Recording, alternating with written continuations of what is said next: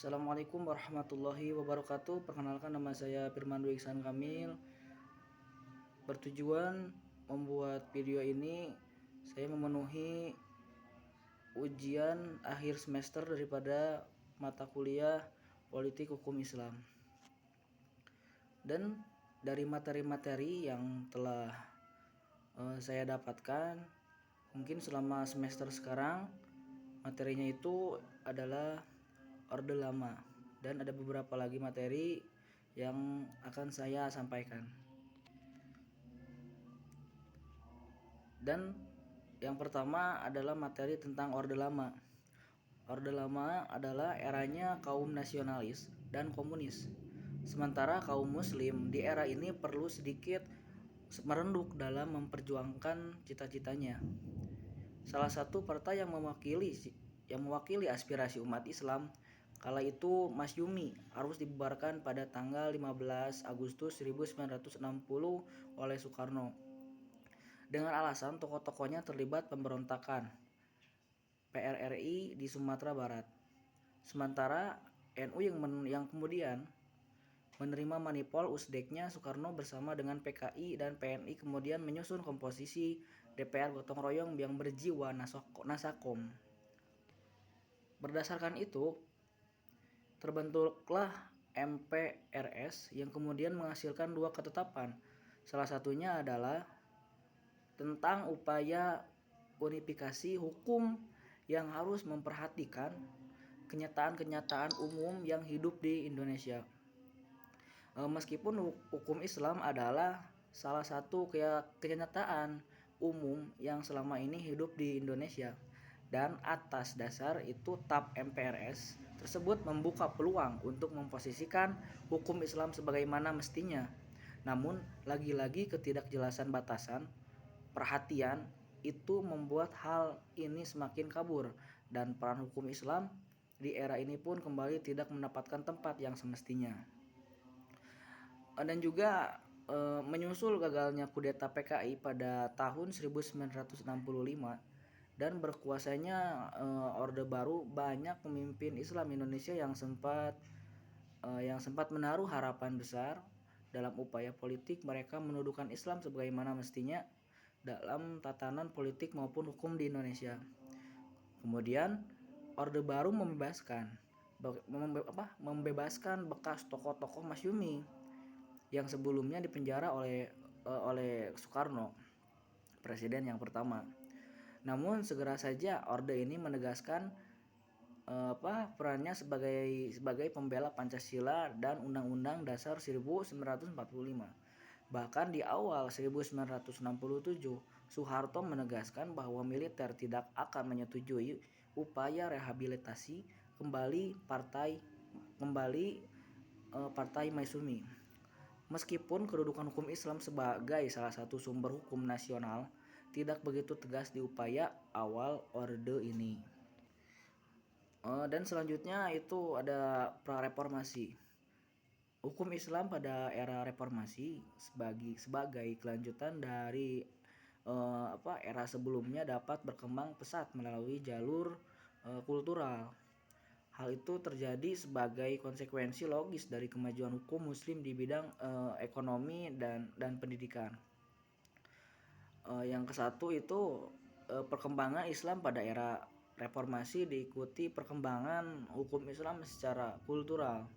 Keadaan tersebut ditunjang oleh lahirnya beberapa undang-undang sebagai hukum positif Islam, yaitu Undang-Undang Nomor 7 Tahun 1989 tentang Peradilan Agama,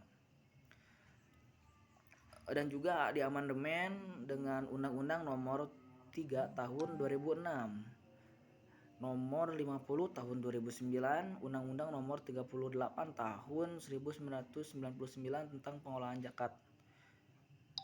Nah, terus pada awal reformasi, kebijakan arah dalam tujuan bangsa Indonesia diatur dalam GBHN tahun 1999. Dengan keberlakunya GBHN tahun 1999 ini, hukum Islam mempunyai kedudukan lebih besar dan tegas lagi untuk berperan sebagai bahan baku hukum nasional. Nah, terus perkembangan hukum secara nasional pasca reformasi. mencakup tiga elemen sumber hukum yang mempunyai kedudukan yang sama dan seimbang, yaitu hukum adat dan hukum barat dan hukum Islam. Ketiganya itu berkompetensi bebas dalam demokratis, bukan pemaksaan. Dan juga seterusnya dari ada materi pasca reformasi. Proses pembangunan hukum nasional pada masa reformasi terjadi perubahan pada berbagai undang-undang seperti undang-undang tentang partai politik, pemilu, dan susunan serta kedudukan MPR, DPR, dan DPRD.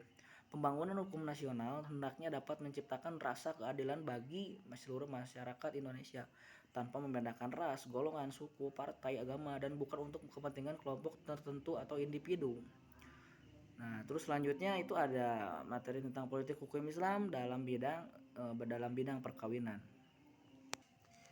Terus selanjutnya itu ada wacana undang-undang perkawinan selalu melibatkan tiga kepentingan: agama, negara, dan juga perempuan.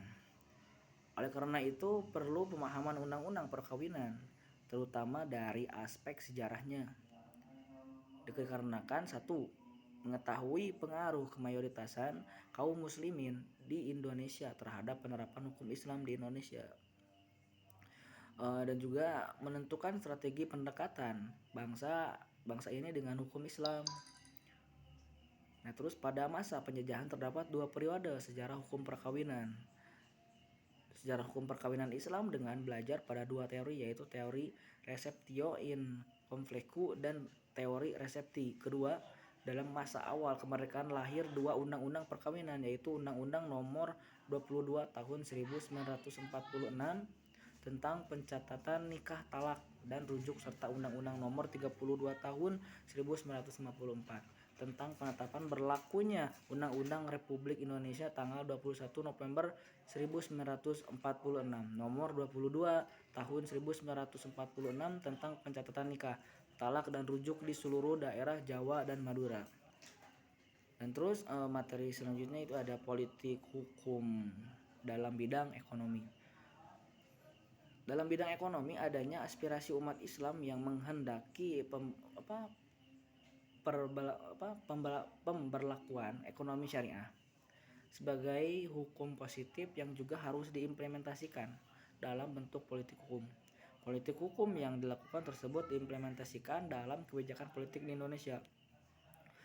Memberikan dukungan pertama kali dengan legislasi Undang-Undang Nomor 7 Tahun 1992 tentang perbankan yang memungkinkan beroperasi bank dengan sistem bagi hasil. Pasal 6 undang-undang ini kemudian dirubah atau diamandemen dengan Undang-Undang Nomor 10 Tahun 1998 tentang perubahan atas Undang-Undang Nomor 7 Tahun 1992 tentang perbankan yang secara eksplisit menyebutkan istilah bank berdasarkan prinsip syariah. Materi yang terakhir dari dalam rangkuman saya, politik hukum Islam dalam bidang zakat. Zakat yang merupakan aktivitas perekonomian umat Islam dapat mempengaruhi aktivitas ekonomi nasional. Termasuk di dalamnya ada penguatan perbedaan ekonomi nasional, mengingat mayoritas penduduk Indonesia adalah pemeluk agama Islam. Dan juga zakat merupakan hal yang tidak asing bagi masyarakat Indonesia. Penanganan zakat di Indonesia bisa dibilang belum serius. Kenapa bisa dibilang belum serius? Untuk kesejahteraan bersama terkadang hanya sebatas berorientasi pada posisi konsumtif gitu. Kemudian diundangkanlah Undang-Undang Nomor 38 Tahun 1998. Namun saat ini sudah diganti dengan Undang-Undang Nomor 23 Tahun 2011 tentang pengelola zakat. Dengan didirikannya lembaga-lembaga pengelolaan zakat baik di tingkat lokal maupun nasional seperti Basnas. Sekian, terima kasih. Mohon maaf apabila ada kesalahan dari apa yang telah saya sampaikan. Assalamualaikum warahmatullahi wabarakatuh.